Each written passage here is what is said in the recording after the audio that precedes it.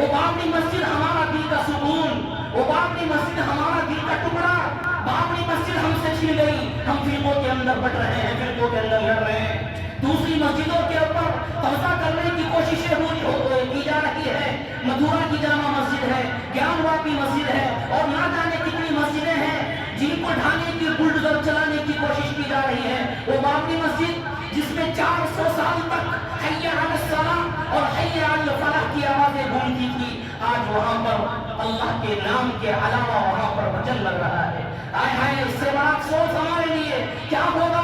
وہ بابری مسجد کہ جہاں پر رات و دن اپنے سجدے کو زمین پر ٹکا کر اللہ کو راضی کیا جاتا تھا، اللہ کی توحید کا اقرار کیا جاتا تھا، اللہ کی توحید کا نعرہ بلند کیا جاتا تھا، اور لا الہ الا اللہ کی صدائیں گونجا کرتی تھی۔ مائک کے اندر 5 وقت میں لا الہ الا اللہ اور محمد رسول اللہ مؤذن کی آوازیں آتی تھی۔ افسوس سر افسوس کہ آج اس جگہ پر لا الہ الا اللہ نہیں، آج اس جگہ پر غیر اللہ کا نام لیا جا رہا ہے۔ کیا ہمارے لیے یہ افسوسناک عمل نہیں ہے؟ لیکن ہم مجبور ہیں، ہم کچھ نہیں کر سکتے، لیکن اپنے اعمال کو صحیح کر سکتے ہیں، اللہ سے دعائیں تو کر سکتے ہیں، لیکن ہمیں کیا ہے؟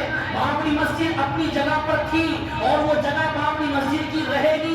آنے والی نسل کو، آنے والے بچوں کو ہم اپنی بابری مسجد کی شہادت کا تذکرہ کرتے رہیں گے اور اپنے بچوں کو بتاتے رہیں گے، اپنی نسلوں کو بتاتے رہیں گے کہ وہاں پر بابری مسجد تھی، وہ جگہ بابری مسجد کی ہے، اور قیامت تک وہ جگہ بابری مسجد کی رہے گی۔ حکومت نے چاہے کچھ بھی کر دیا ہو، مندر بنا دی ہو، وہ اپنی جگہ ہے، لیکن جو ایک مرتبہ جگہ مسجد کے لیے ہو گئی وہ قیامت تک جگہ مسجد کے لیے ہی ہوتی ہے۔